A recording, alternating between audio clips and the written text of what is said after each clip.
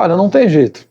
Nós somos seres transcendentes. Você já deve ter percebido isso. Por mais que o ceticismo esteja na moda, a gente não acredita, a gente está no século XXI, somos mais primitivos, sabe? Por mais que haja uma forte influência do materialismo, do ateísmo, por mais que as pessoas digam que não, no fundo todo mundo é um pouco místico, todo mundo é um pouco religioso, todo mundo pensa nas coisas eternas, pensa no pós-morte, pensa no mundo espiritual, que nem sabe se existe, a gente acaba pensando nisso, e mais cedo ou mais tarde não tem jeito, a gente vai se envolver com uma religião, com um culto, com um centro de espiritualidade, será com um grupo espiritual, a gente vai se envolver numa filosofia existencial, a gente vai mexer com esse negócio, mais cedo ou mais tarde não tem jeito. Então, o envolvimento é certo, porque a nossa transcendência ela é absoluta, a gente sabe que a gente existe, a gente anela pelo espiritual. Então, o único controle que a gente tem é a gente poder lidar com as transformações que essa nossa experiência vai trazer sobre nós.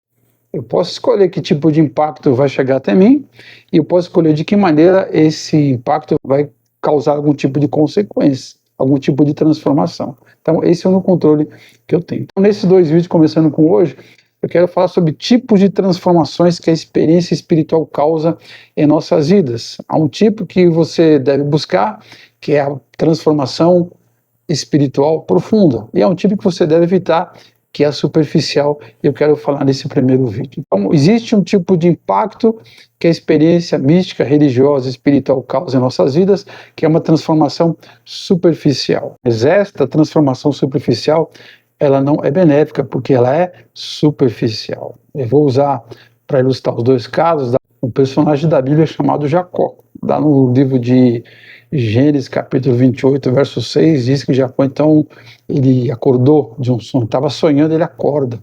Ele diz, puxa vida, esse lugar aqui onde eu estava dormindo é um lugar espiritual, um lugar santo, porque Deus está aqui nesse lugar, ele não sabia. Então, ele teve uma experiência, se depois você quiser ler o texto, ele sonha, ele vê uma escadaria que subia até os céus, ele vê anjos subindo, anjos descendo, e Deus fala com ele, ele acorda com aquela coisa na cabeça. Só que a experiência do Jacó, infelizmente, ela não foi profunda, ela foi superficial.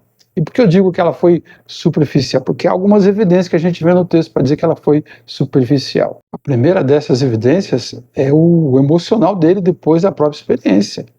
Ele acorda apavorado, ele diz, que temível, ele diz no texto bíblico, que temível, que apavorante este lugar, aqui é a casa de Deus. O que a gente espera é que quando a gente tiver uma experiência espiritual com Deus, a gente fique extasiado, a gente fique cheio de amor, cheio de segurança. Afinal, eu tive uma experiência com o Todo-Poderoso, Deus que é amor. Mas ele tem uma experiência com esse Deus e acorda completamente apavorado daquele sonho. Foi superficial, por isso ele está apavorado. A segunda evidência é o comportamento depois da experiência, depois do pavor, é como ele se comporta. A segunda evidência é que depois ele tenta falar com Deus, depois que ele acorda, e tenta fazer uma espécie de negócio com ele. Ele diz, olha, Deus, esse Deus que eu vi no meu sonho, agora eu estou acordado, sei o que eu estou fazendo e falando, eu quero fazer um trato contigo, né? Se você for comigo, eu estou de viagem para certo lugar, se você for comigo, né? Me der comida, me der pão, etc. E se você me guardar dos meus inimigos, eu vou estar em paz. Este lugar aqui onde eu estou aqui vai ser a tua casa, eu vou construir um lugar, um templo para você aqui. E se você me conceder todos esses benefícios, a segurança material, espiritual, e com os inimigos, eu vou te dar o dízimo, diz o texto. Ele oferece o dízimo a Deus, diz, eu vou construir aqui uma igreja, um lugar, essa coluna que foi meu travesseiro, essa pedra que eu usei como travesseiro, sobre a qual eu tive um sonho, eu vou construir um templo, né, uma casa de Deus, a tal da Betel. Então a segunda evidência é que a experiência dele foi superficial, é porque ele tenta comprar o favor de Deus, tenta negociar, ou quem sabe até subornar o próprio Deus para que Deus fizesse algo por ele. Então foi superficial. E a terceira e última evidência é porque depois daquela experiência toda, ele vai embora, segue o caminho, ele se encontra com a família dele, e aí tem um episódio que um dos parentes vem se encontrar com eles e procura um troço que foi roubado e tá escondido com uma das mulheres. Enfim, uma das mulheres dele estava portando uma estatueta. E segundo as normas da época, o que ele já sabia de Deus, Deus abominava aquele tipo de coisa. Deus não queria que eles adorassem ou venerassem no tipo de estátua. E a família dele, a mulher dele, uma das 2 mulheres, estava com uma estatueta escondida. Diz que ele viu aquilo ali e passou batido, até que ela é descoberta pelas pessoas que estavam procurando, ou quase descoberta, acaba escapando, mas depois ele descobre que estava com a estatueta. Enfim, é uma história para você ler que é bem interessante.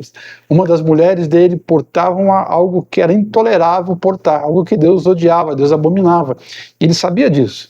E mesmo sabendo que uma das mulheres tinha um comportamento completamente intolerável diante de Deus, ele mesmo tolerou o intolerável. Por quê? Porque a experiência que ele teve com Deus foi completamente superficial. E a terceira e última evidência é que por conta dessa experiência que ele teve e a sua transformação ter sido superficial, o que a gente percebe é que não mudou absolutamente nada a vida de Jacó depois daquela experiência, porque se for superficial, como é que vai mudar alguma coisa em profundidade? Diz o texto que ele se levanta e vai embora, e o texto continua chamando ele de Jacó.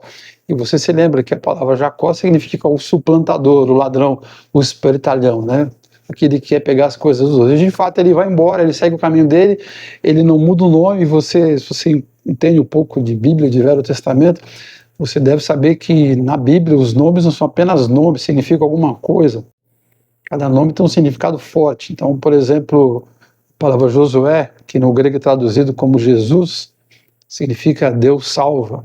Então o nome sempre tinha um significado. Jacó era o ladrão, era o suplantador. E depois a experiência com Deus, como foi superficial, ele vai embora continuando sendo Jacó. Ele não muda a sua essência, continua ladrão, continua enganador, continua um sujeito não confiável. Então depois ele se encontra com o irmão e tenta enganar o próprio irmão, e depois ele engana o sogro, e ele vai embora naquela confusão porque ele não mudou. Então, para terminar, eu quero te dizer o seguinte: já que a nossa espiritualidade é inevitável, a nossa transcendência vai ser suprida de alguma maneira, então vou te dar um conselho: na hora de escolher um lugar onde você vai desembocar essa sua transcendência, então escolha uma filosofia, escolha uma doutrina, um culto, um centro espiritual, uma religião, seja o que for, mas escolha aquela que não te imponha medo, em aspecto nenhum. Escolha aquela em que você não tem que comprar o favor da divindade de maneira alguma, que seja baseada na graça, porque Deus é amor. Escolha aquela que pregue a intolerância com aquilo que Deus não tolera, que pregue compaixão, misericórdia, mas a rigidez e a intolerância em relação àquilo que está errado. Busque aquela que possa transformar a sua vida de dentro para fora.